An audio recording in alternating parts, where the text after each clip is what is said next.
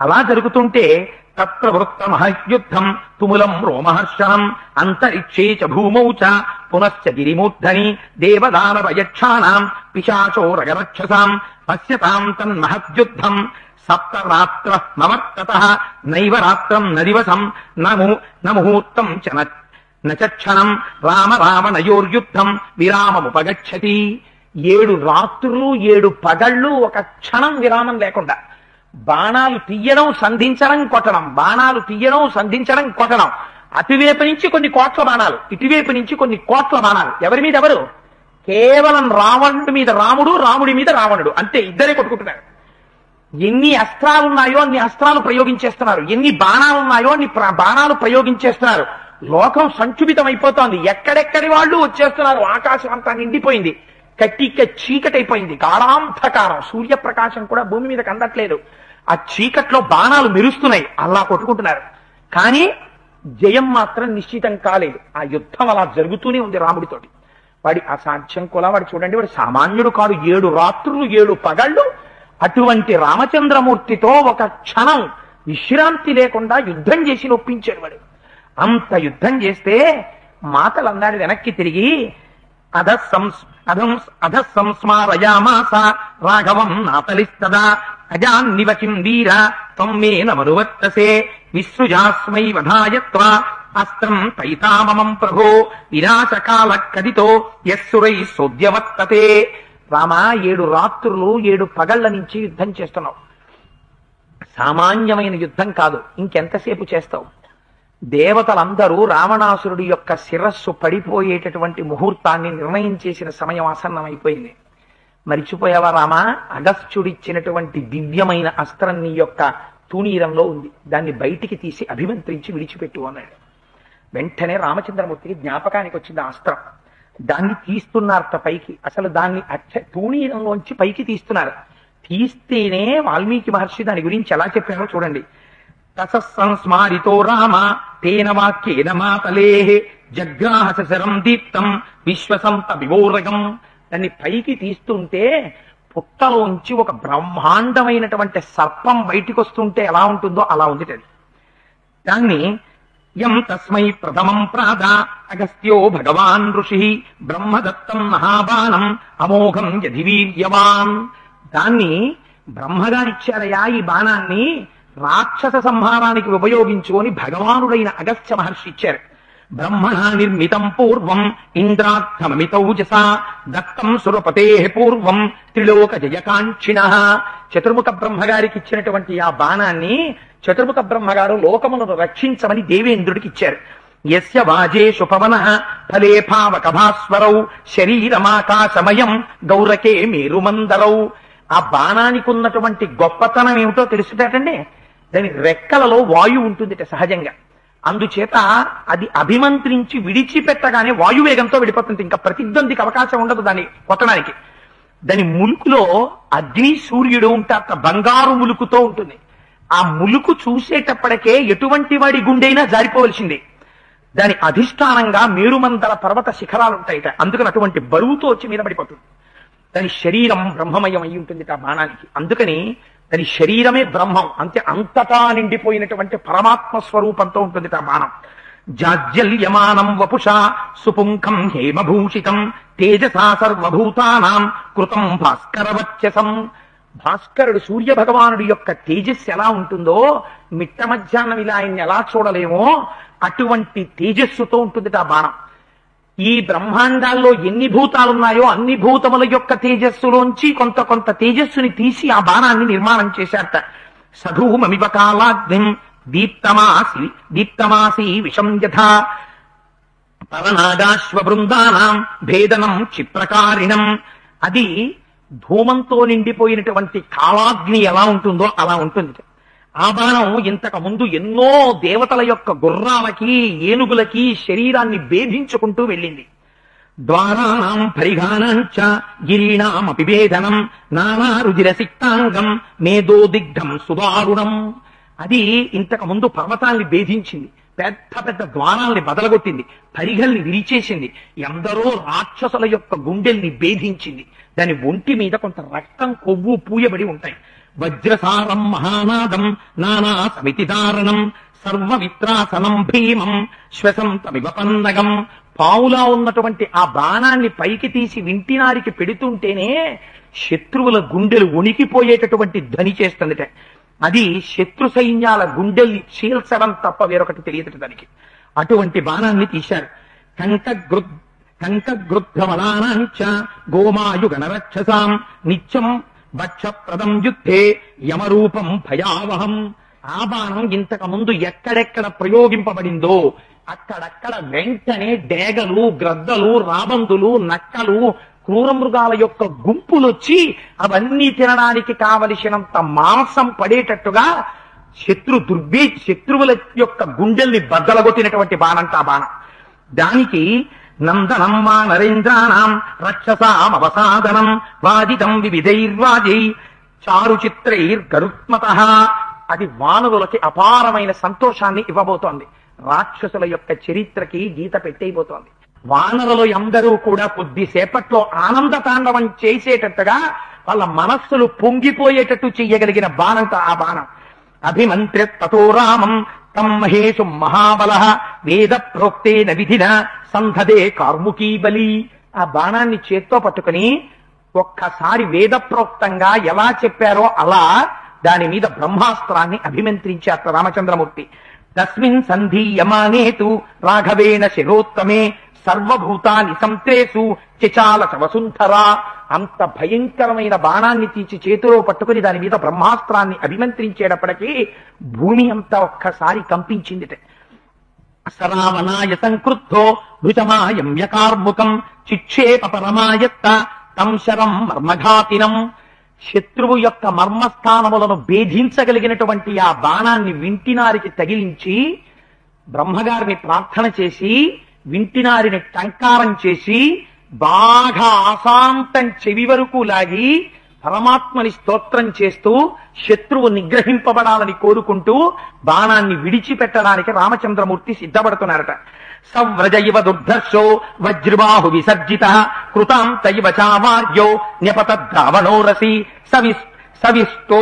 సవిసృష్టో మమావేగా సశరీరాంతరశర బిభేద హృదయం తస్య రావణస్య దురాత్మనః రుధిరాక్త సవేగేన జీవితాంతకరశర రావణస్య హరంత్రాణాన్ వివేశ ధరణీతలం సశరో రావణం హత్వా రుధిరాద్రీ కృతత్తక్షవి కృతకర్మా నిభృతవత్ స్వతూణీం పునరాగమత్ తస్య హస్తాద్ధతస్యాసు కార్ముకం తత్ర సాయకం నిపపాత సహ ప్రాణైర్ భ్రశ్యమానస్య జీవితాన్ గతాసుర్భీమవేగేస్తు నైరుత్తేంద్రో మహాద్యుతి పపాతస్యందనాద్ధూమౌ వృత్తో వజ్రహతో యథా. ఆ వింటినారికి సంధించి ఆ బాణాన్ని విడిచిపెట్టగానే ఒక్క క్షణంలో ఆ బాణం భయంకరమైనటువంటి ధ్వని చేస్తూ లోకాలన్నింటినీ క్షోభింపచేస్తూ ఇంతకాలం ఏ రావణుడు లోకములనన్నింటినీ పీడించాడో ఆ రావణుడి యొక్క గుండెలని బద్దలు చేస్తూ నెత్తురు తాగుతూ రావణాసురుని యొక్క వక్షస్థలంలోంచి దూసుకుని వెళ్లి భూమిలోకి దూరి మళ్లీ పైకి లేచి ఆయన చేతిలో ఉన్నటువంటి ధనస్సు కింద పడిపోయింది. రావణాసురుడి యొక్క గుడ్లు తిరుగుడు పడిపోయాయి. చేతిలో ఉన్న ఆయుధాలన్నీ జారవిడి చేశాడు. ధనస్సు ప్రాణాలు విడిచిపెట్టేశాడు. రథం నుంచి ఒక్కసారి రావణ శరీరం భూమి మీద పడిపోయింది. పడిపోగానే రామచంద్రమూర్తి ఆ కోదండాన్ని పట్టుకున్నవారు పట్టుకున్నట్టు సంతోషపడిపోయారు. అవతార ప్రయోజనం కదా మహానుభావుడు. ఒకసారి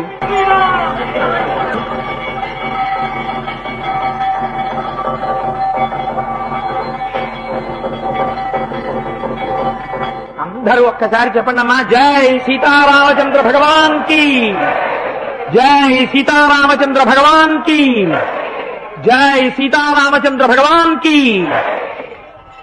ఏ అవతార ప్రయోజనాన్ని నెరవేర్చాలనుకున్నారో, ఏ రావణాసురుణ్ణి సంహరించడం కోసం మహానుభావుడు నరుడిగా వచ్చాడో, ఏ రావణాసురుణ్ణి సంహారం చెయ్యడం కోసమని ఇంత కష్టపడ్డాడో, ఏ రావణ సంహారం కోసమని సీతమ్మ తల్లి 10 నెలలుగా అశోకవనంలో పరితపిస్తోందో, ఏ తల్లి కంటి నీటి బిందువులు భూమి మీద పడ్డాయో, ఏ తల్లి శాపానికి లంకాపట్టణం గురైపోయిందో, అటువంటి దశకంఠుడై యమధర్మరాజు యొక్క సైన్యాలతో సహా దేవేంద్రుడితో సహా అందరినీ ఓడించి లోకములన్నిటినీ బాధ పెట్టాడో అటువంటి రావణాసురుని యొక్క శరీరం రథంలోంచి భూమి మీద పడిపోయింది.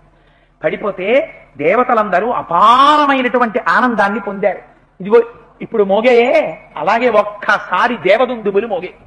ఒక్కసారి అదిగో చూడండి, సీతారామచంద్రమూర్తి ఆలయంలోంచి నీరాజనం వచ్చింది. అందరూ కళ్ళకద్దుకోండమ్మా.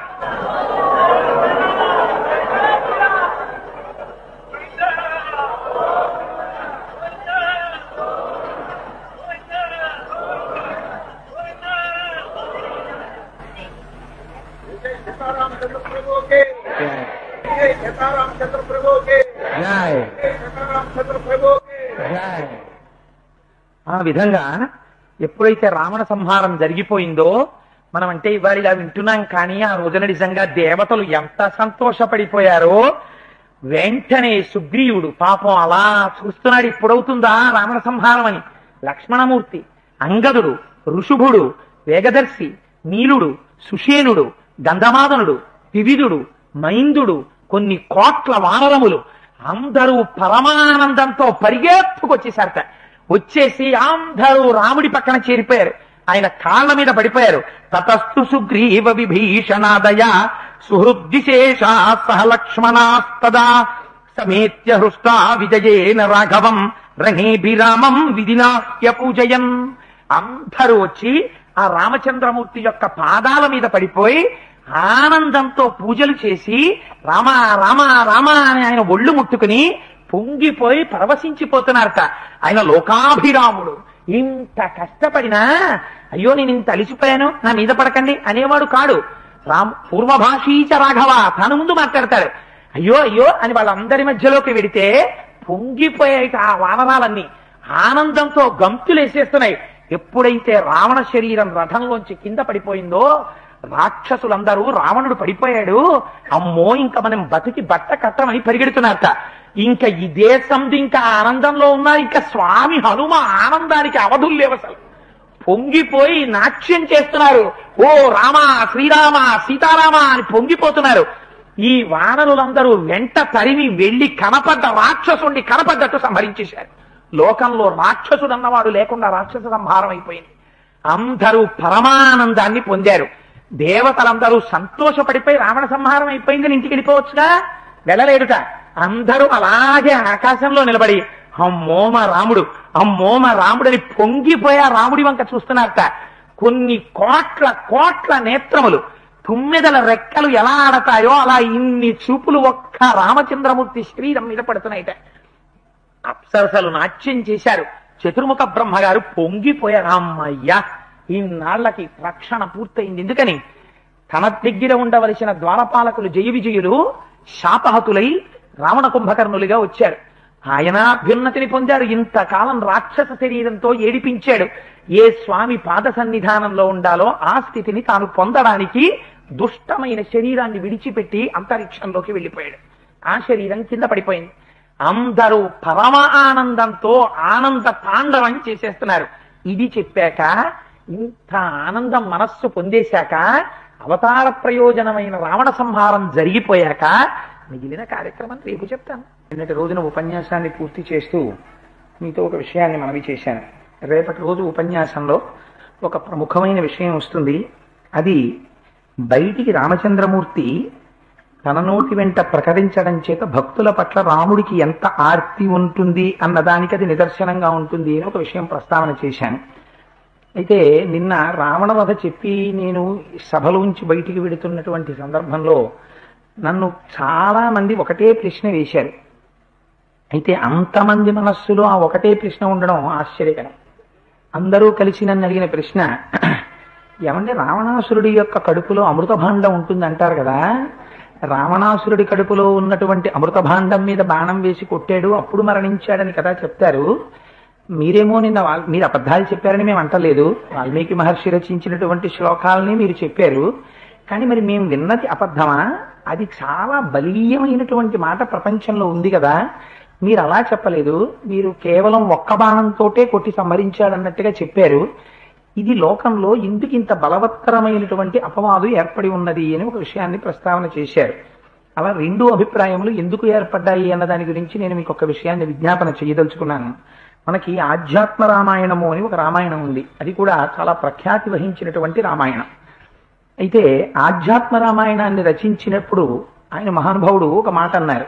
రావణాసుర వధ ఘట్టం దగ్గరికి వచ్చినప్పుడు ఆయన ఒక శ్లోకం రాస్తూ, ఉత్పత్స్యంతి పునఃశీఘ్ర మిథ్యాహ భగవానజ నాభిదేశేమృతం తస్య కుండలాకార సంస్థితం తచ్చోషయానలాస్త్రేణ తస్య మృత్యుస్తతో భవేత్ అని ఒక శ్లోకం రాశారు. ఇది ఆధ్యాత్మ రామాయణంలో శ్లోకం, వాల్మీకి రామాయణంలోది కాదు. అందులో ఆయన ఏం చెప్పారంటే, మాతలి రామచంద్రమూర్తి రావణాసురుడితో యుద్ధం చేస్తున్నటువంటి సందర్భాన్ని గమనించి, మీరు ఎంతసేపు యుద్ధం చేసి ఎన్నిసార్లు ఆయన యొక్క తలకాయలని త్రుంచినప్పటికీ కూడా కింద పడగానే మళ్ళీ కొత్త తలకాయలు పుడతాయి. దానికి కారణం ఆయన జన్మించినప్పుడే రావణాసురుని యొక్క ఉదరం మీద, కడుపు మీద అమృతభాండం ఎలా ఉంటుందో అటువంటి రేఖలు ఏర్పడి ఉన్నాయి. ఆ అమృతభాండ స్వరూపమైనటువంటి రేఖలు ఆయన యొక్క కడుపు మీద ఉన్నంతసేపు ఆయన నిర్జింపబడడు. అందుకని ముందు ఆగ్నేయాస్త్రం వేసి కడుపు మీద కొట్టండి, కొడితే నాభి నుంచి బయలుదేరిన అమృత భాండం ఉందని చెప్పలేదు ఆధ్యాత్మ రామాయణంలో. అమృతభాండ స్వరూపమైన రేఖ ఉన్నది అన్నారు. ఆ రేఖ కాలిపోతుంది, తదనంతరం బ్రహ్మాస్త్ర ప్రయోగం చేసి నిగ్రహించండి అని చెప్పారు అని ఉంది. అలా బాణప్రయోగం చేశారు అని. కానీ ఎప్పుడైనా ఏదైనా ప్రమాణం చెప్పవలసి వస్తే, ఎందుకంటే రామాయణాలు చాలా రామాయణాలు ఉన్నాయి, భాస్కర రామాయణం, కంబ రామాయణం, ఆనంద రామాయణం, ఆధ్యాత్మ రామాయణం, ఇన్ని రామాయణాలని సమన్వయం చేసి ఏ రామాయణంలో ఉన్నటువంటి విషయము పరమ సత్యమో అని ఎప్పుడైనా అనుమానం వస్తే ఎప్పుడూ జ్ఞాపకం పెట్టుకోండి, ఎంతటి మహానుభావుడు చెప్పినా అది యథార్థమని చెప్పడానికి వీలు లేదు. వాల్మీకి రామాయణంలో ఏది చెప్పారో అది మాత్రమే పరమ ప్రమాణము. దానిని కిందకొస్తాయి. కానీ ఏదైనా సత్యమేది, రామాయణంలో, రామచరిత్రలో, రామకథలో యథార్థమేది, వాల్మీకి ఏం చెప్పారో అదే యథార్థం. దాన్ని నేను చెప్పడం కాదు, పెద్దలందరూ అంగీకరిస్తారు. రెండు రామాయణాలని సమన్వయం చేస్తే, మీరు ఎప్పుడైనా పెద్ద కొంచెం వ్యాఖ్యానాలు అవి చదివితే మీకు అర్థం అవుతుంది. సమన్వయం చేస్తూ ఒక మాట చెప్తారు, వాల్మీకి రామాయణమునందున్నది యథార్థము అని ఒక మాట చెప్తారు. ఎందుకంటే వాల్మీకి రామాయణంలో వాల్మీకి మహర్షికి వరం ఉంది. చాలా మాటలు చెప్పాను. ఆచమనం చేసి కూర్చుంటే చతుర్ముఖ బ్రహ్మగారి యొక్క అనుగ్రహం చేత రామాయణంలో ఏ ఏ పాత్రలు ఏం చేశాయో అన్ని ఆయనకి స్పష్టంగా వాళ్ళ మనస్సులలో ఉన్న భావనలతో సహా ఆయనకి దర్శనం అయ్యాయి. అందుకే రామాయణ వ్యాఖ్యానం చేసేటప్పుడు మన సొంత అభిప్రాయాల్ని తీసుకెళ్లి రుద్దవలసిన అవసరం లేదు. వాల్మీకి మహర్షి అన్నిటినీ చెప్పేశారు చాలా స్పష్టంగా. ఎక్కడైనా కొద్దిగా లోతుగా ఉంటే దానికి ఆ స్థితి కలిగినటువంటి మహాపురుషులు ఆ కొద్దిగా ఎక్కడైనా మిగిలిపోతే ఇది కొంచెం సంక్లిష్టంగా ఉందేమో అనుకున్న దాన్ని వ్యాఖ్యానాల్లో పూర్తి చేశారు. చాలా మటుకు రామాయణం అర్థం అవ్వాలి అంటే రాముడు నరుడు అని రామాయణం చదివితేనే మీకు ఉపయోగపడుతుంది, మీకు అర్థం అవుతుంది. రాముడు దేవుడు అంటూ రామాయణాన్ని మొదలుపెట్టి చదివినా, రాముడు దేవుడు అంటూ మీరు విన్నా, రామాయణం వల్ల వచ్చేటటువంటి ప్రయోజనము అతి పరిమితము. నేను మొట్టమొదటి రోజు నుంచి ఈ మాట చెప్తున్నాను. రామావతారానికి ఉన్నటువంటి గొప్ప వైశిష్ట్యం అదే. ఇదే రామచంద్రమూర్తి శ్రీ మహావిష్ణువుగా వచ్చుంటే ఇంత అల్లరి ఉండదు. హిరణ్యకశిపుడికున్నన్ని వరాల కన్నా ఏం లేవు యథార్థానికి రావణాసురుడికి. హిరణ్యకశిపుణ్ణి ఆయన సంహరించెయ్యాలి అని వచ్చేశారు. వచ్చేస్తే ఇంత కష్టం ఆయనేం పడలేదు. వచ్చి అవతారంలో ప్రయోజనాన్ని సాధించుకుని వెళ్ళిపోయింది నరసింహావతారం.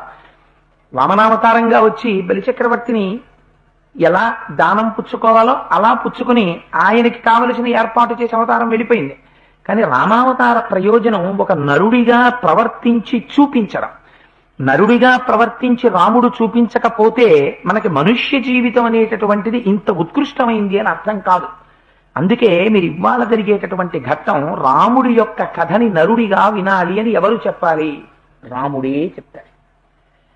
నన్ను నరుడిగానే అర్థం చేసుకోండి అని చెప్తాడు.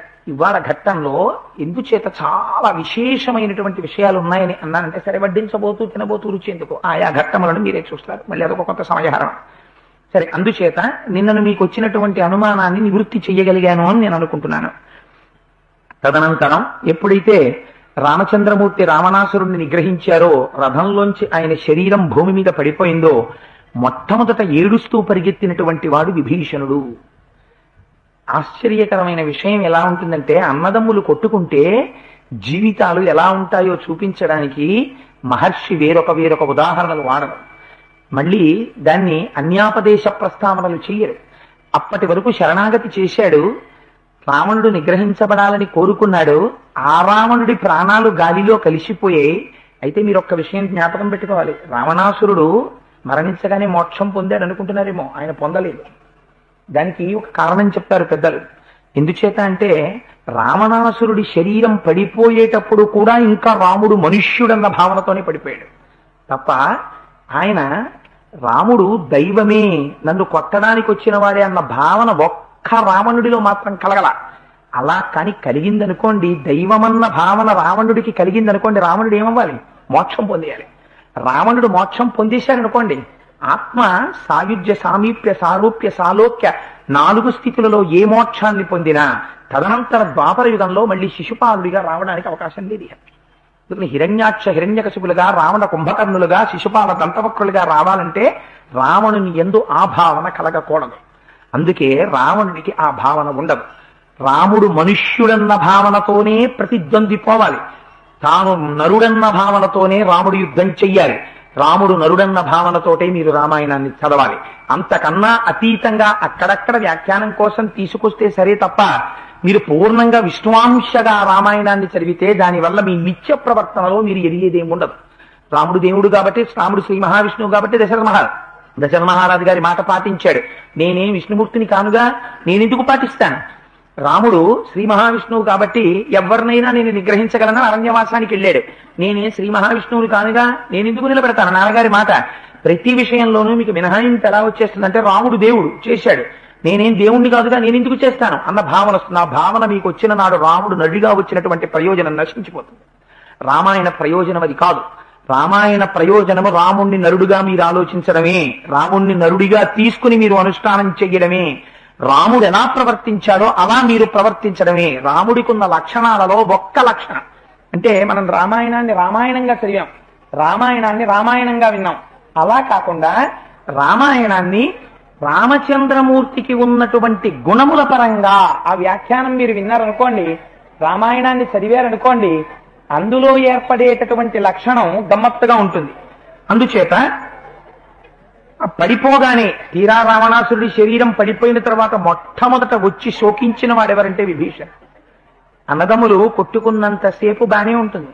తోడ పుట్టినవాడు ఒక తల్లి కొడుకు, ఒక తల్లి కొడుకు, ఒక తండ్రి బిడ్డ, తల్లిదండ్రుల బిడ్డలు అంటే ఆ మర్యాదని మొదటి నుంచి పాటించిన వాడు రామచంద్రమూర్తి. అందుకే తమ్ముడు పడిపోయాడంటే ఆయన యుద్ధం కూడా చెయ్యలేకపోయాడు. దేశే దేశే కలత్రాని దేశే దేశే చ బాంధవాహ తంతు దేశం నపశ్యంతి యత్ర భ్రాత సహోదర అన్నాడు.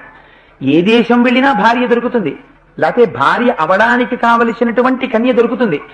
ఏ దేశం వెళ్ళినా బంధువులు దొరుకుతారు, ఏ దేశం వెళ్ళినా మిత్రులు దొరుకుతారు. కానీ ఒకసారి తోడ పుట్టినటువంటి వాళ్ళు మాత్రం ఇంకా మళ్లీ రమ్మంటే వచ్చేవాళ్ళు కారు అన్నాడు రాముడు. అందుకే మీకు రామాయణంలో రామలక్ష్మణ భరత శత్రుఘ్నులు అనబడేటటువంటి అన్నదమ్ములు మాత్రమే 4 ఉంటారు చివరి వరకు. మధ్యలో వచ్చినటువంటి వాలి జటాయువులలో వాలి పడిపోతాడు. ఆ తర్వాత జటాయువు కొంత వాలి సుగ్రీవుల్లో వాలి పడిపోతాడు, సుగ్రీవుడు బతుకుతాడు. సంపాతి జటాయువుల్లో జటాయువు పడిపోతాడు, సంపాతి బతుకుతాడు. రావణ కుంభకర్ణ విభీషణుల్లో రావణ కుంభకర్ణులు పడిపోతారు, విభీషణుడు బతుకుతాడు. అందరూ అన్నదమ్ముల్లోనూ ఎక్కడో అక్కడ కొంతమంది పడిపోయి ఒక్కరో ఇద్దరో మిగులుతూ ఉంటారు. ఒక్క రామలక్ష్మణ భరత శత్రుఘ్నులు 4 మాత్రం బ్రతికుండడానికి కారణం ఆ 4 అన్నదమ్ములు ఎలా ప్రవర్తించాలో అలా ప్రవర్తించారు. అందుకే మొన్నటి రోజున మీకు ఒక మాట చెప్పాను. రాముడు ఒక మాట అంటాడు సుగ్రీవుడితో, సుగ్రీవా నీలాంటి మిత్రుడు ఉండడు, భరతుడు లాంటి తమ్ముడు ఉండడు, నాలాంటి కొడుకు ఉండడు అని చెప్పాడు. ఆ చెప్పడంలో మిత్రుడంటే ఎలా ఉండాలో చెప్పారు, తమ్ముడంటే ఎలా ఉండాలో చెప్పారు, తండ్రికి కొడుకంటే ఎలా ఉండాలో చెప్పారు. కొట్టుకున్నంతసేపు కొట్టుకున్నారు. నిజంగా అన్నగారు పడిపోతే విభీషణుడు వచ్చి అంటాడు, తదిదం వీర సంప్రాప్తం మయా పూర్వం సమీరితం కామమోహ పరీతస్య ఎత్తేన రుచితం వచః యన్నదర్పా ప్రహస్తోమా నేంద్రజిన్నాపరే జనాః న కుంభకర్ణోతిరథో నాతికాయో నరాంతకః న స్వయం త్వం మమన్యేధ తస్యోదర్కోయమాగతః. ఆనాడే అన్నయ్య నీతో వచ్చి నేను ఒక మాట చెప్పాను, అన్నయ్య యుద్ధానికి వెళ్ళవద్దు, నా మాట విను, నువ్వు తప్పు చేశావు, నీ తప్పు నువ్వు దిద్దుకో అని చెప్పాను. నువ్వు నా మాట వినలేదు. ఆ వినకపోవడం వల్ల రావలసినటువంటి ఫలితం ఏమిటో చూసావా అన్నయ్య, ఇవాళ ఎలా పడిపోయి ఉన్నావో, ఇలా కింద పడున్నావు. ఎన్న దర్పాప్రహస్తోవా నేంద్రజిన్నాపరే జనాహ. ఆ రోజున దర్పంతో ప్రహస్తుడు నా మాట వినలేదు, ఇంద్రజిత్తు వినలేదు. నా కుంభకర్ణోతిరథో, కుంభకర్ణుడు వినలేదు, అతిరథుడు వినలేదు. నాతి కాయో నరాంతక, అతికాయుడు వినలేదు, నరాంతకుడు వినలేదు. నువ్వు వినలేదు, నీ కొడుకులు వినలేదు, నీ సైన్యాధిపతి వినలేదు, నీ మంత్రులు వినలేదు, ఎవ్వరూ వినలేదు. దాని ఫలితం ఏమిటో ఇవాళ చూసావా ఎలా పడిపోయి ఉన్నావో, అందరూ వెళ్ళిపోయారు అని ఆయన అంటాడు. మహానుభావుడు రావణాసురుడు జీవించి ఉన్నంత కాలం ఎందరికో దానాలు చేశాడు, గొప్ప అగ్నిహోత్రాన్ని నిర్వహించాడు, ఆహితాగ్ని. అటువంటి వాడు మిత్రధర్మాన్ని నెరపాడు, స్నేహితులకి కానుకలు ఇచ్చాడు, భూరిదానాలు చేశాడు, శత్రువుల గుండెల్లో నిద్రపోయాడు. ఇన్ని చేసిన వాడు ఇవాళ కేవలం కింద పడిపోయి ఎందుకు పనికిరాని వాడిగా ఎక్కడో గొప్ప గొప్ప తల్పముల మీద పడుకోవలసిన వాడు ఇవాళ భూమి మీద పడిపోయి ఇలా చేతులు భూమికి ఆంచి నోరు తెరిచి ఉండిపోయాడు. అందుచేత అన్నయ్య, నీ పరిస్థితిని చూస్తుంటే నాకు ఇంకా ఈ ప్రపంచంలో దర్పము కలిగినటువంటి వీరుడన్నవాడెవడున్నాడు, శాంతి పొందినటువంటి అగ్నిహోత్రంలో ఉన్నావన్నయ్య అని ఏడుస్తున్నాడు. ఏడుస్తుంటే రామచంద్రమూర్తి అంటారు, నాయం వినష్టో నిశ్చేష్ట సమరే చండ విక్రమ అత్యున్నత మహోత్సాహ పతితోయమశంకితై. విభీషణ, నీకొక విషయం చెప్తున్నాను. నీ అన్న రావణాసురుడు యుద్ధం చెయ్యడంలో అశంకితై, బెంగ పెట్టుకోలేదు, యుద్ధం చెయ్యడానికి భయపడలేదు. ఇది రాముడి యొక్క శీలాన్ని చూపిస్తుంది. రాముడు విభీషణుడితో మాట్లాడేటప్పుడు ఒక మాట చెప్తాడు ఎదర, మీరు దాన్ని దీంతో అన్వయం చేసుకోవాలి. ఈ మాట రాముడు తప్ప రాముడి యొక్క స్థితిలో వేరొకరు ఎవరైనా ఉంటే ఈ మాట అంటారా? తోడ పుట్టినటువంటి తమ్ముడు వీడు దుర్మాత్ముడు, ఇలా పడిపోయాడు, నీ చెప్తే వినలేదు అని చెప్పాడు మొట్టమొదట.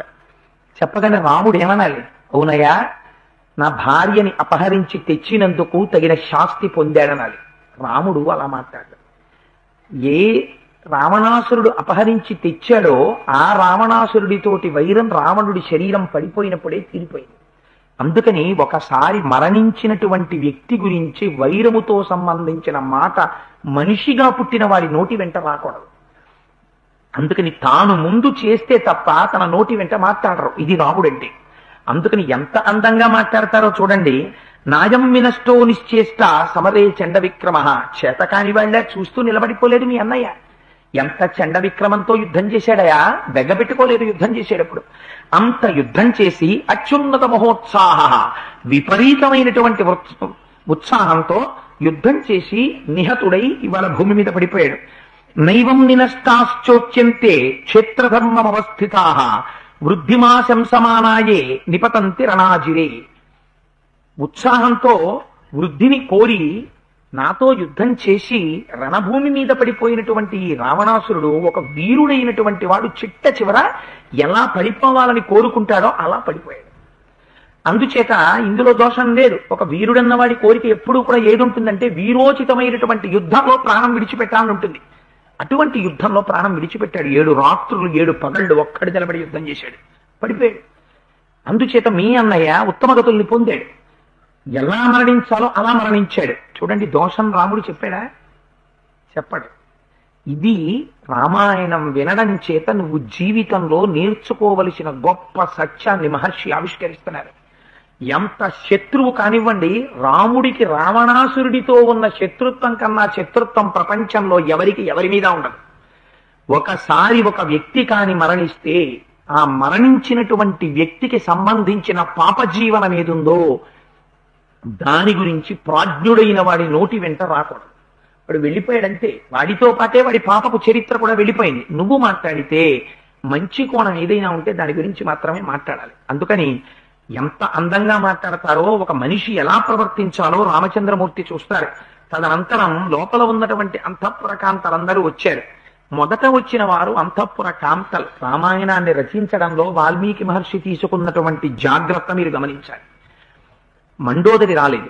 మొదట వచ్చింది ఎవరొచ్చారంటే కొన్ని వేల మంది భార్యలు పరిగెత్తుకొచ్చారు. ఆ రోజున మీరు చూశారు కదా, సుందరకాండలో ఆయన పడుకుని నిద్రపోతుంటే నచాకులీనా నచ హీన రూపా నదక్షిణానా ఉపచారయుక్త భార్యాభవత్తస్య నహీన సత్వ నచాపి కాంతస్య నకామనీయ. అటువంటి వారు ఎందరో భార్యలున్నారు ఆయనకి. వీళ్ళందరూ పరిగెత్తుకొచ్చారు. పరిగెత్తుకొచ్చి మహర్షి రచనలో గాంభీర్యం ఎక్కడంటే సామాన్యమైనటువంటి స్త్రీలు ఎలా విలపిస్తారో అలాగే విలపించారు. రావణ, నువ్వు వెళ్ళిపోయావు, నీతో పాటు మా ఐదోతనం వెళ్ళిపోయింది, నువ్వు వెళ్ళిపోయావు, మా భోగం వెళ్ళిపోయింది, నువ్వు వెళ్ళిపోయావు, మా ఐశ్వర్యం వెళ్ళిపోయింది, నిష్కారణంగా రాముడితో యుద్ధం చేశావు, ఇంత గొప్పవాడివి ఒక మనుష్యుడి చేతిలో మరణించావు. ఈ మాట రావణుడికి రావణుడి భార్యలకి తేడా ఏముండదు ఈ దండంలో, వాళ్ళది అదే కోణం. కానీ మీరు ఎప్పుడైనా మహాపతివ్రతల పేర్లు చెప్తే అందులో ఎవరి పేరుంటుంది? మండోదరి పేరుంటుంది. మహాపతివ్రత అయినటువంటి మండోదరి మాట్లాడితే ఎలా ఉంటుందో మహర్షి ఎక్కడైనా రామాయణంలో ఇప్పటి వరకు చెప్పారా? ఎక్కడా చెప్పలేదు మహర్షి. మండోదరి ఇలా మాట్లాడుతుందని కాని, మండోదరి రావణాసురుడితో మాట్లాడిందని కాని ఒక్క శ్లోకం ఇప్పటి వరకు మహర్షి చెప్పలేదు. కానీ వాల్మీకి మహర్షి యొక్క గొప్పతనం అంతా ఎక్కడుందంటే, ఇంతకన్నా కష్టమైనటువంటి స్థితి స్త్రీ జీవితంలో ఇంకొకటి ఉండదు. తన భర్త యుద్ధ భూమిలో పడిపోయి ఉన్నాడు. యుద్ధ భూమిలో పడిపోయినటువంటి భర్త దగ్గరికి మండోదరి వచ్చింది. తన భర్త మరణమునకు ఎవరు కారణమో ఆ కారణమైనటువంటి వ్యక్తి అక్కడే కోదండం పట్టుకుని నిలబడి ఉన్నాడు.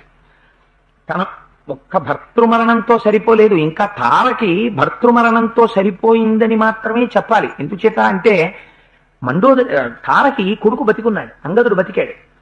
విశేషించి వాళ్ళ జాతికి ఒక సాంప్రదాయం ఉంది, ఆవిడ కోరుకుంటే భర్త మరణించారు కాబట్టి భర్త యొక్క సోదరుణ్ణి పొందొచ్చు, సుగ్రీవుడికి ఇల్లాలైపోయింది.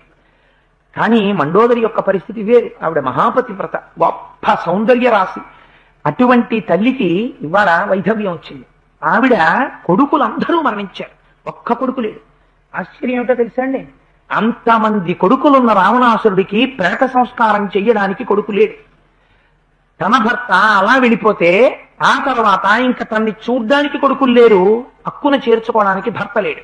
నా అన్న బంధువుని ఒక్కడిని మిగల్చకుండా రావణుడు వెళ్ళిపోయాడు. ఇంతమందిని తీసేసిన వాడు ఎదురుకుండా ఉన్నాడు.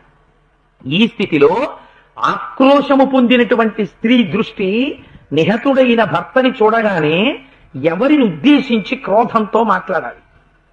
సహజంగా రాముడిని ఉద్దేశించి మాట్లాడాలి.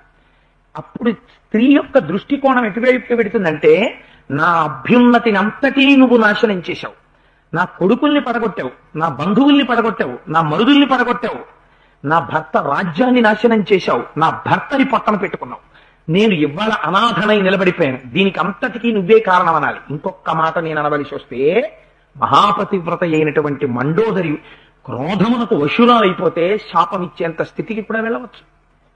ఆవిడ మహాపతివ్రత కనుక. కానీ అంటే ఒక విషయం ప్రస్తావన చేయడానికి నేను ఒక పరిశీలనాత్మకమైన దృష్టితో ఈ మాట చెప్తున్నాను.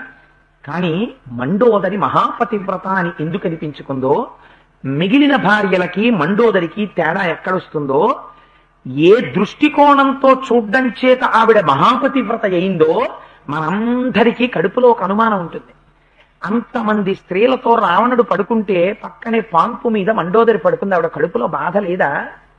సీతమ్మని ఎత్తుకొచ్చి అశోకవనంలో పెట్టి అస్తమానం వెళ్ళి అలా మాట్లాడుతుంటే మండోదరి ఇప్పుడు చెప్పలేదా? ఒక సాటి స్త్రీ కదా, సీతమ్మ తల్లి యొక్క పాతివ్రత్యమేమిటో తెలుసుకోలేని పాతివ్రత్యమా మండోదరిది? ఈ మాటలు ఎప్పుడూ మండోదరి రావణాసుడితో చెప్పినట్టు మహర్షి వ్రాయలేదా? లేకపోతే ఇవేవి లేకపోయినా పాతివ్రత్యమేనా? మనకి అనుమానాలు రావా? రావణుడి నిహతుడైతేనే మనకు అన్ని అనుమానాలు వచ్చాయే, మనకి మండోదరి విషయంలో ఇన్ని అనుమానాలు రావా? వస్తాయి. అందుకే మహర్షి గొప్పతనం అంతా ఏమిటో తెలుసా అండి, మీ అనుమానాలన్నీ పటాపంచలైపోయేటట్టు మండోదరి ఎందుకు మహాపతివ్రతో అటువంటి క్లిష్టమైన సన్నివేశంలో మండోదరి మాటల చేత ఆవిష్కరింపచేస్తారు. అవధరించండి. తాసాం విలపమానానాం తథా రాక్షసయోషితాం జ్యేష్ఠపత్ని ప్రియాదీన భర్తారం సముదైక్షత దశగ్రీవం హతం దృష్ట్వా రామేణాచించ కర్మణ పతిం మండోదరీ తత్ర కృపణా పర్యదేవయత్. అంతఃపురంలోంచి పరిగెత్తుకుంటూ వచ్చింది. ఆశ్చర్యం ఏమిటంటే నీలి ముసుగు తీసేసేటప్పుడు తీసేసి రావణుడి దగ్గరికి వచ్చి ఓ మాట అంది. మరణించినటువంటి భర్తని చూసి శోకమును పొందినటువంటి మండోదరి భర్తని కౌగిలించుకుని, ఇవాళ నేను మేలి ముసుగు లేకుండా పరిగెత్తుకొచ్చానని కోపగించకే. అంటే ఇది ఎవరి యొక్క శీలాన్ని బయట పెడుతుంది. కంపేర్ అండ్ కాంట్రాస్ట్ చేయడంలో చూడండి, తన భార్య మేలి ముసుకు జారి కొంచెం బయటికి వస్తే ఎవడు చూసేస్తాడో అని కోప్పడిపోతాడు భార్యని. ఇతరుల భార్యలు అలా కాదా? నీ జీవితం ఇదయ్యా. సీతమ్మ తల్లి సుందరకాండలో చెప్పింది. ఇప్పుడు బాగుంటుంది రావణ, ఒంట్లో ఓపికన్నప్పుడు ఒకనాడు నీ శరీరం పడిపోతుంది. పడిపోతే నువ్వు యోగ్యుడవో అయోగ్యుడవో చెప్పేది ఎవరో తెలుసా? చపలం చలితేంద్రియం. నేను చూశాను. ఒక్కొక్క స్త్రీ 80 సంవత్సరాలు వచ్చేసిన తర్వాత 30 సంవత్సరాల క్రితం పోయినటువంటి భర్త గురించి ఎక్కువ ఎప్పుడూ ప్రస్తావన చెయ్యనటువంటి స్త్రీ 80 సంవత్సరాల వయస్సులో ఇంకా ఇవాళ రాత్రి ప్రాణం విడిచిపెట్టేస్తాననగా కొడుకుల్ని పిలిచి, ఒరే మీ నాన్నగారు ఎంతటి మహాత్ముడో తెలుసా అని కొడుకులకి కూడా తెలియనటువంటి విశేషాలని ఆ రోజున కొడుకులకి చెప్పి, మళ్ళీ నాకు జన్మంటూ ఉంటే ఆయన భార్యగానే పుట్టాలని నాకు కోరికరా, మీకు తల్లిగా అని అనలేదు ఆవిడ, ఆయనకి భార్యగా పుట్టాలని నా కోరికరా అని కొడుకులతో ఒక తల్లి చెప్పి ఆ రోజు రాత్రి ఆవిడ వెళ్ళిపోయింది అనుకోండి. ఆ భర్త ఎటువంటి వాడై ఉండాలి?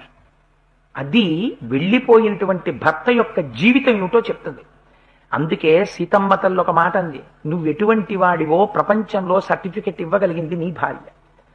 ఆవిడ చిట్ట చివర చపలం చలితేంద్రియం, బ్రతికున్నన్నాళ్లు కనపడ్డ ప్రతి స్త్రీ చుట్టూ తిరిగిన దుర్మార్గుడా అంటే ఆనాడు కాదురా నువ్వు చచ్చిపోయినట్టు, బ్రతికున్నన్నాళ్ళు నువ్వు చనిపోయినట్టే లెక్క.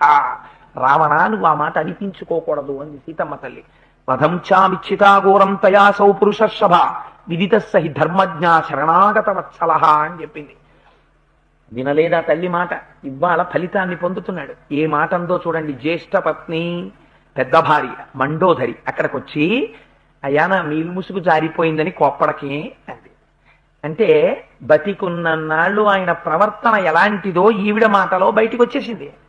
ఇది రావణాసురుడు అనిపించుకోకూడని మాట. ఎంత మాట అనిపించుకున్నాడో చూడండి. ఆవిడ అంటుంది, యదైవ నగరీం లంకాం దుష్ప్రవేశాం సురైరపి ప్రవిష్టో హనుమాన్ వీర్యా తదైవ వ్యధితా వయం. ఎంతటి మహావీరుడవయ్యా!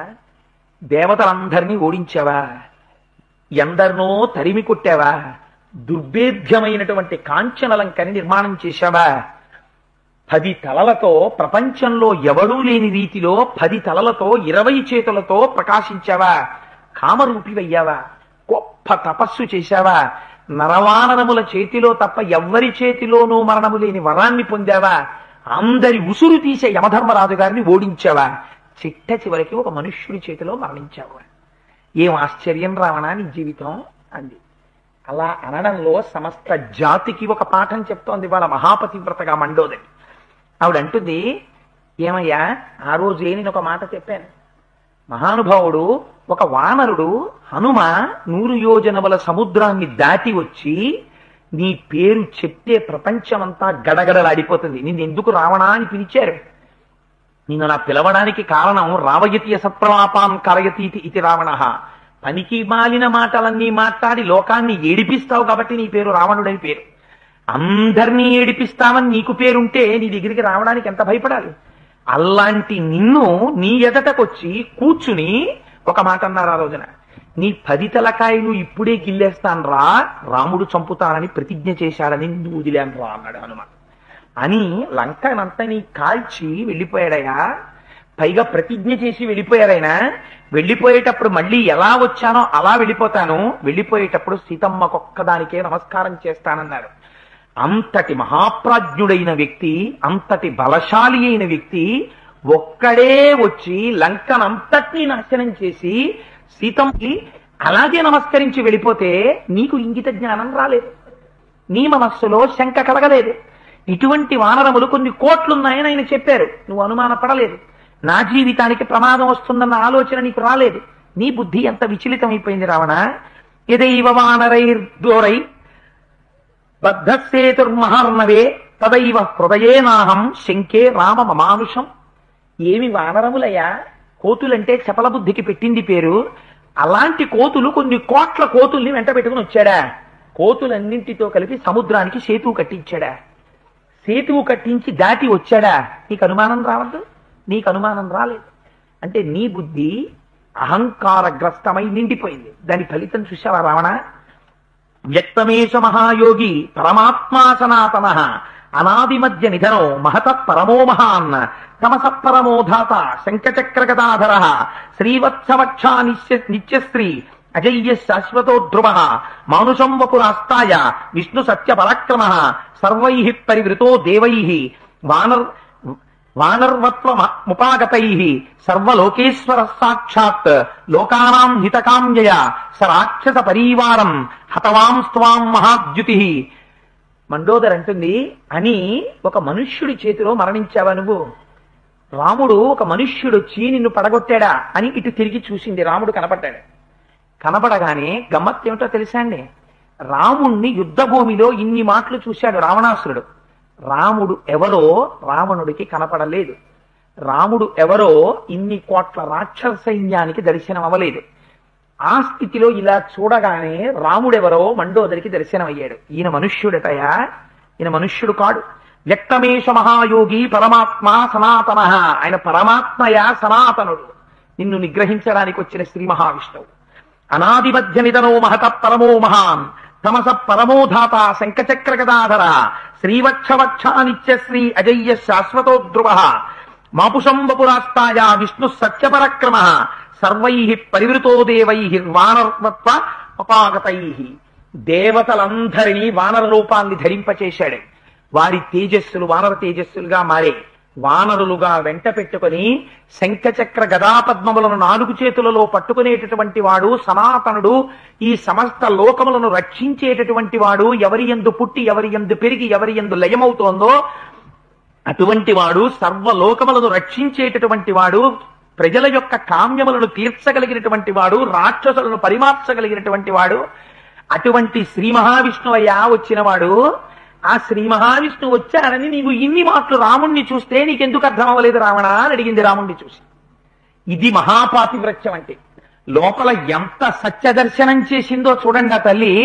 ఒక్కసారి రాముణ్ణి చూస్తే మైలి ముసుగు జారిపోతేనే ఒప్పుకోని రావణుడు రాముణ్ణి చూడనిస్తాడా తన భార్యని? ఆవిడ మొట్టమొదటిసారి చూసింది ఆ స్థితిలో. ఆ స్థితిలో రాముడి వంక చూడగానే రాముడు శ్రీమన్నారాయణుడిగా దర్శనమైంది మండోదరికి. దర్శనం అవడంలోనే ఆవిడ ఎటువంటి పాతివ్రత్యం ఉన్న తల్లో, ఎటువంటి గొప్ప ఉన్నతమైన సంస్కారం ఉన్న తల్లో అర్థమైపోవాలి. సర్టిఫికెట్లు ఇవ్వకుండా మహర్షి మండోదరి పాతివ్రత్యాన్ని ఈ ఘట్టంలో ఆవిష్కరిస్తారు. దీనికి ఎంత గుండె దమ్ముండాలి ఇలాంటి రచన చెయ్యాలంటే. ఇది వాల్మీకి మహర్షి రచనా వైచిత్రి. ఇది అందుకని ఋషివాక్యం అయింది. ఇది ఆయన గొప్పతనం రామాయణంలో అని ఆవిడంది.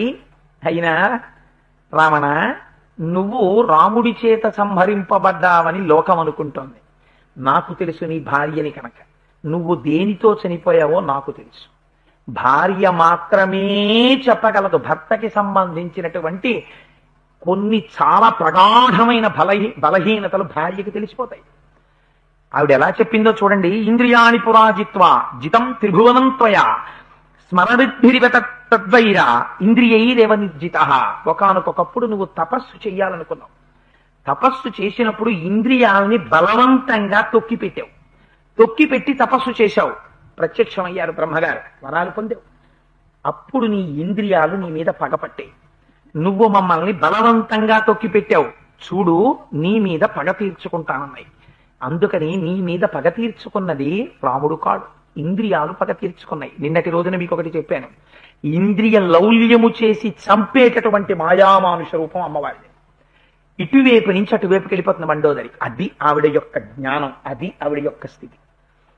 అందుకని నీ ఇంద్రియాలు నిన్ను చంపేశాయి. లేకపోతే ఇంత కామలోభమా రావణ నీకు? ఎటువంటి ప్రశ్నలు అడిగిందో చూడండి. ఇది సీతమ్మ సుందరకాండలో చెప్పింది. నీ ప్రశ్నలు వేస్తారా, జాగ్రత్త. ఇచ్చ వచ్చినట్టు ఒంట్లో ఓపికన్నప్పుడు తిరగడం కాదు, తర్వాత నీ బతుకు బయటపడిపోతుందని చెప్పింది ఆవిడ. క్రియతాను విరోధశ్చ రాఘవేణేతి యన్మయ ఉచ్యమానోన గృహ్ణాసి తస్యేయం జస్తిరాగత అకస్మాచ్చాభికామోసి సీతాం రాక్షస పుంగవ ఐశ్వర్యస్య వినాశాయ దేహస్య స్వజనస్య చ. ఏమయ్యా, ఒక్కసారి కామం పుట్టింది అనడానికి నీ విషయంలో ఆస్కారం లేదయ్యా. కొన్ని వేల మంది భార్యలున్నారు నీకు. మహాసౌందర్య రాసులైన భార్యలున్నారు. వారిలో ఎవరితో నువ్వు క్రీడించినా నీ కామము అదుపులో ఉంటుంది. కానీ సీతమ్మయందు ఎక్కడో అరణ్యంలో ఉన్న సీతమ్మయందు కామం పుట్టడం ఆవిడ్ని నువ్వు అనుభవించడం కాదు, 3 మరణించడానికి నీకు ఆ కోరిక పుట్టింది. నువ్వు, నీ వారు, నీ రాజ్యము 3 భ్రష్టం అవడానికి పుట్టింది. ఇది మీరు చాలా జాగ్రత్తగా జ్ఞాపకం పెట్టుకోవలసినటువంటి శ్లోకం. మహాపురుషులుగా పేర్గాంచి నడిచి వస్తుంటే కాళ్ళ మీద పువ్వులు వేయించుకుని జీవితంలో చాలా కాలం కొన్ని కోట్ల మంది చేత ఆరాధింపబడినటువంటి మహాపురుషులు నిజంగా వారు కారణజన్ములే. అటువంటి స్థితిలో లోకాల్ని ఉర్రూతలూపినటువంటి వారు పరకాంత వ్యామోహము చేత అలాగే వెళ్ళిపోయారు. అందుచేత ఆ తల్లి చెప్తోంది, చూశావా 3 వెళ్ళిపోయాయి, రాజ్యము వెళ్ళిపోయింది పరకాంత వ్యామోహంలో, 2 నువ్వు వెళ్ళిపోయావు, 3 నీ స్వజనం వెళ్ళిపోయావు. 3 వెళ్ళిపోతాయి. మిగిలిన పాపంలో కొన్ని పాపాలు అంత కట్టి కుడపవు. కానీ మహాపతివ్రతల జోలికి వెళ్ళడం ఎంత ప్రమాదమో చూపిస్తోంది. మన పిల్లలకి మనం చెప్పవలసినటువంటి సంస్కారం ఏదో, పిల్లలు పాడైపోకుండా ఉండడానికి ఏ సంస్కారం నేర్పాలో మండోదరి ఇవాళ టీచర్ పోస్ట్ లో కూర్చుని లోకానికి పాఠం చెప్తుంది. ఆవిడంటుంది, నీకు అర్థం కాలేదయా సీతమ్మ అంటే ఎవరో, నీ దురదృష్టం. అరుంధత్యా విశిష్టాంతాం రోహిణ్యాశ్చాపి దుర్మతే సీతాం దర్శయతామాన్యాం త్వయా యసదృశం కృతం. దుర్మతే అని పిలిచింది. ఇదే కదా చెప్పింది సీతమ్మ. ఒరే నేను పిలుస్తారు రా రేపు అందావిడ. వినలేదు వాడు. మరణించిన భర్త అక్కడ ఉండగా పట్ట మహిషి పిలుస్తోంది ఇవాళ, దుర్మతి దుష్ట బుద్ధి కలిగిన వాడా, నీకు అర్థం కాలేదురా. ఆవిడ రోహిణి కన్నా గొప్పది సీతమ్మ, అరుంధతి కన్నా గొప్పది సీతమ్మ. అటువంటి తల్లిని వసుధాయాశ్చ వసుధాం శ్రియశ్రీం భర్తృవత్సలాం సీతాం సర్వానవద్యాంగి అరణ్యే విజనే శుభాం. తన భర్తని అనుగమించి వచ్చినటువంటి మహాపతివ్రత, భర్తయందు విశేషమైనటువంటి ప్రేమ కలిగినటువంటి ఇల్లాలు, భూదేవికి భూదేవి, శ్రీ మహాలక్ష్మికి శ్రీ మహాలక్ష్మి. అటువంటి ఇల్లాల్ని ఒంటరిది అరణ్యంలో ఉండగా ఎత్తుకొచ్చావు. ఆ తల్లి తేజస్సు నిన్ను కాల్చేదురా. అనయిత్వాతు తాం దీనాం చద్భనాత్మ సదూషణ అప్రాప్య చైవతం కామం మైథిలీ సంగమే కృతం పతివ్రతాయాస్తపస నూనం దగ్ధోసి మే ప్రభో. నీకు ఎన్నో మార్లు చెప్పాను రావణ, ఇక్కడ చెప్పేస్తోంది బయటికి. మండోదరి చెప్పలేదేమో అన్న అనుమానం ఇక్కడ తొలగిపోతుంది. ఆ తల్లిని తీసుకొచ్చి నువ్వు పొందేటటువంటి సుఖం లేదు, నాశనం అయిపోతావని చెప్పాను, నువ్వు నా మాట వినలేదు. అటువంటి దీనురాలైనటువంటి మైథిలిని తీసుకొచ్చి, సీతమ్మని తీసుకొచ్చి అశోకవనంలో బంధించి అనకూడని మాటలన్నీ అన్నావు. ఆవిడ యొక్క మనస్సుని కష్టపెట్టావు. దానివల్ల ఆవిడ పాతివ్రత్యానికి ఏం ప్రమాదం రాలేదు, ఆవిడ అగ్నిహోత్రం. కానీ నువ్వు మరణించావు రావణ. చూశావా, అవశ్యమేవ లభతే ఫలం పాపస్య కర్మణః ఘోరం పర్యాగతే కాలే కర్తానా శ్వత్ర సంశయ. చాలా మందికి ఒక అనుమానం ఉంటుంది, ఏమండి ఆయన ఎప్పుడు భగవంతుడు జోలికే వెళ్ళాడు కదా, ఒక్కనాడు నమస్కారం చెయ్యడు కదా, మరి అటువంటి వాడు అన్ని విధాలా అంత శ్రేయోభివృద్ధితో అంత హాయిగా ఉంటాడు, ఏమిటండి భగవంతుణ్ణి నమ్ముకున్న వాళ్ళు, దేవుడో దేవుడో అని దేవుణ్ణి పట్టుకున్న వాళ్ళు కష్టాలు పడుతుంటారు, ఏమిటండి ఈ విచిత్రం? చాలా ఉండవలసినటువంటి ధర్మ సందేహం. అది లోకంలో గమనించినటువంటి పెద్దలకి అనుమానం వస్తుంది. అది అనుభవంలోంచి వేసినటువంటి ప్రశ్న, మంచి ప్రశ్న. దానికి ఇవాళ మండోదరి సమాధానం చెప్తోంది. ఏమయ్యా, ఈ పెరగడం ఎలా పెరగడం లాంటిదో తెలుసా? గాలి బుడగలోకి గాలి ఊదడం లాంటిది. ఎందుకని? గత జన్మలో చేసుకున్నటువంటి పుణ్యములన్నీ చాలా వేగంగా ఖర్చు అవుతున్నాయి. వాపు బలుపు కాదు, వాస్తోంది. కానీ రక్షణ లేనటువంటిది. ఆ గాలి ఏ సమయంలో ఎక్కువ అవుతుందో బుడగలో మీకు తెలియదు.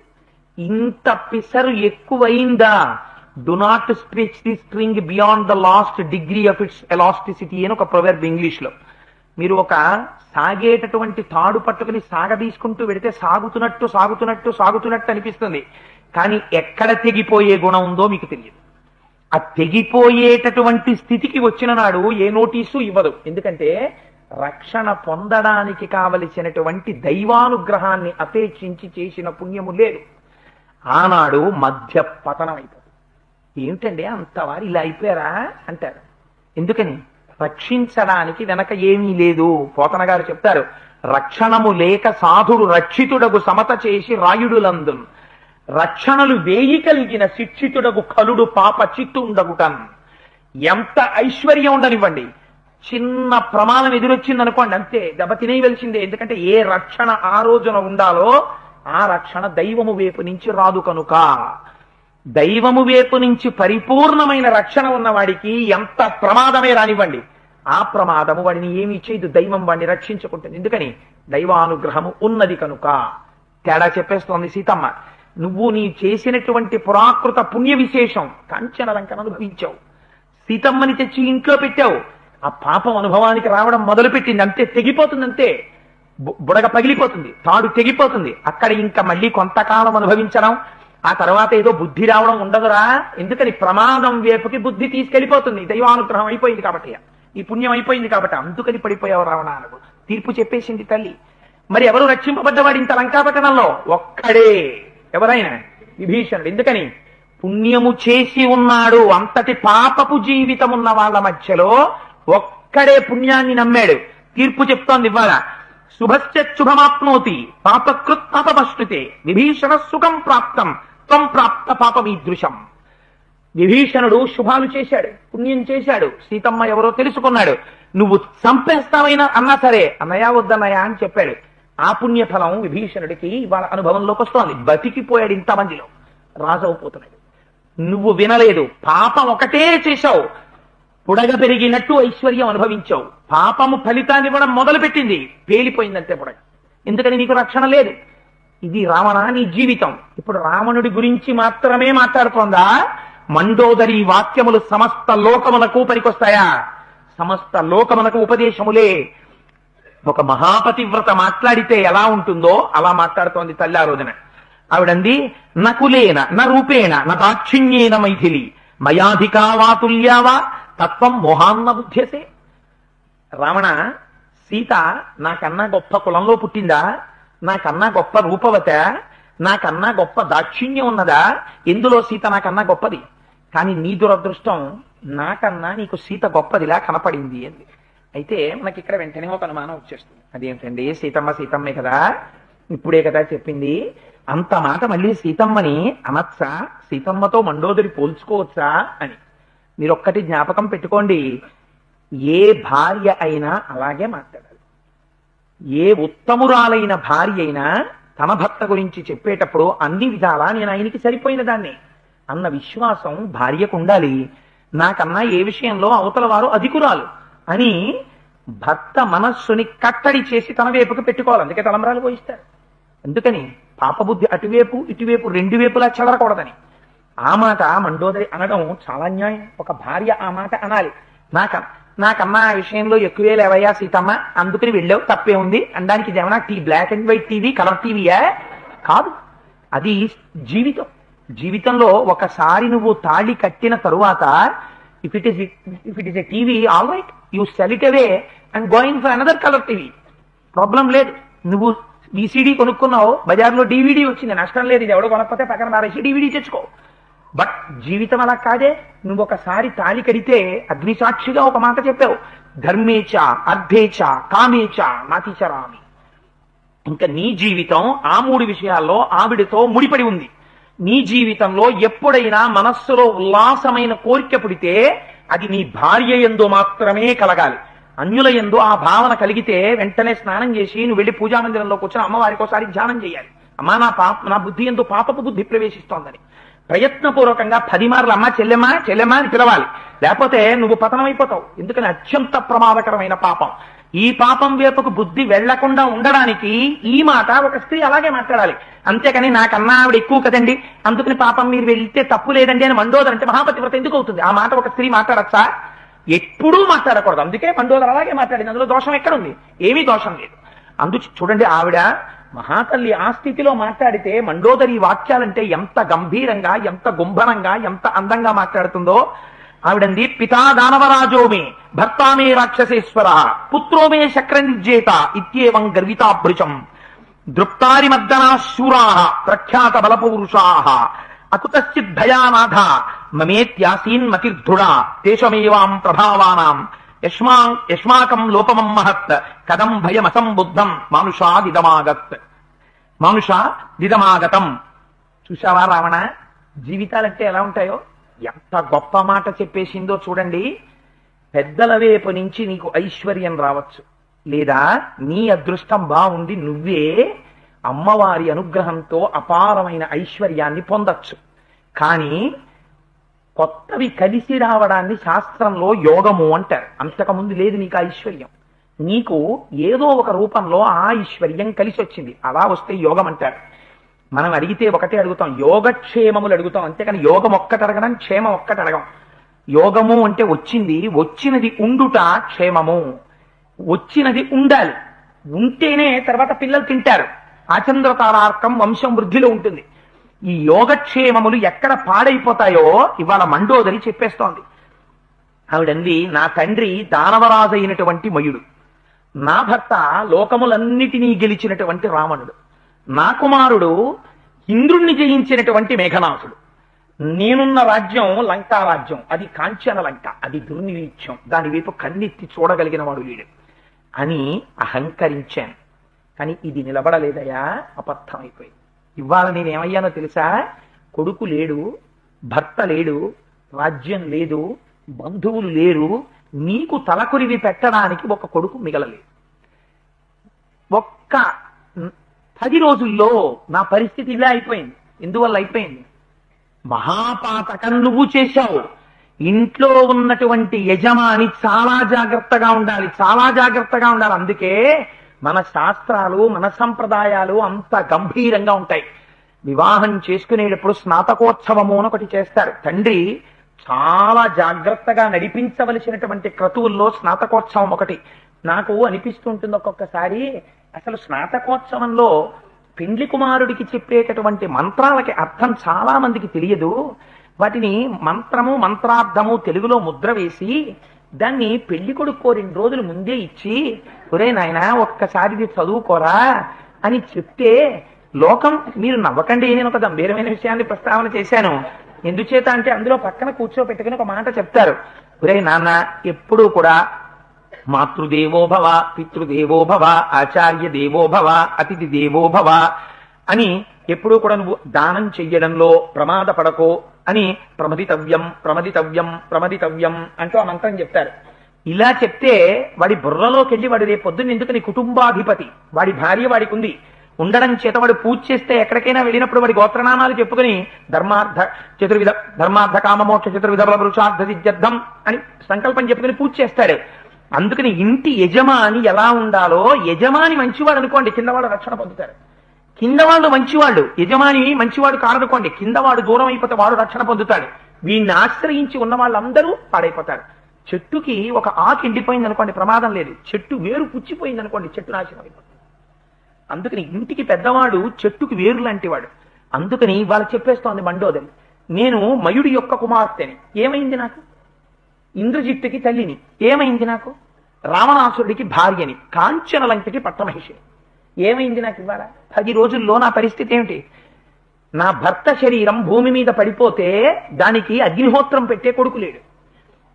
నేను విధవనై నిలబడిపోతే అమ్మా రామ్మా అని ఓదార్చి తీసుకెళ్లే కొడుకు లేడు. లేడా నాకు? ఉన్నాడు ఒకప్పుడు, వాడు మేఘనాథుడు, ఇంద్రజిత్ ఉన్నాడా?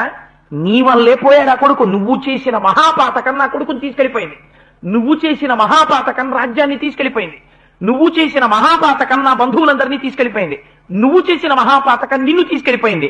కానీ నేనేమైపోయాను? విధవనై ఉండిపోయాను. దీనికి కారణం నువ్వు కాదా? ప్రశ్న వేస్తోంది ఇవాళ మండోదరి. ఈ ప్రశ్న నువ్వు వేయించుకోకు జీవితంలో. ఇది మండోదరి యొక్క సందేశం ప్రపంచానికి. అందుకని ఏ పాపం జోలికిడితే కట్టి కుడిపేస్తుందో, నీ కుటుంబాన్ని నాశనం చేసేస్తుందో, నీ ఐశ్వర్యాన్ని పతనం చేస్తుందో దాని జోలికెళ్ళకు. చెప్పారు పెద్దలు, నువ్వు వినలేదు. వినకపోవడం ఎంత ప్రమాదం తెచ్చిందో చూశావా రావణ? అది కేవలం ఏడుపండది. ఒక మహాపతివ్రత ఎన్ని విషయాలను లోకానికి చెప్తుందో చూడండి ఇవాళ. అందుకని ఆ మాట చెప్పి ఆవిడ అంటుంది, ప్రవదాస్యత్య ఏవాయం త్వాం ప్రతి ప్రయశో నృప పతివ్రతానాకస్మా పతం శృణిభూతలే. మహాపతివ్రత అయినటువంటి స్త్రీ ఏ ఇంటికైనా వచ్చి కన్నీరు పెడితే ఆ కంటి నీరు కింద పడితే భూమి మీద ఆ ఇల్లు కాలిపోతుంది, ఆ ఇల్లు నాశనం అయిపోతుంది. ఎక్కడో తెలుసా అండి? పతివ్రత అంటే మీరు ఒక విషయం జ్ఞాపకం పెట్టుకోండి, ఇంకొక స్త్రీ మన గురించి ఏడవక్కర్లేదు. నా భార్య నా గురించి ఏడ్చినా అంతే ప్రమాదం. ఎందుకని? నా భార్యని నాకు కన్యాదానం చేసేటప్పుడు మా మామగారు ఇదిగో నా పిల్లనిస్తున్నాను, ఆడపిల్ల కదా ఎవడు దొరుకుతాడా అని చూస్తున్నాను, పరుగుబాబాయ్ కోటేశ్వరరావు అని ఇవ్వలేదు. ఇచ్చేటప్పుడు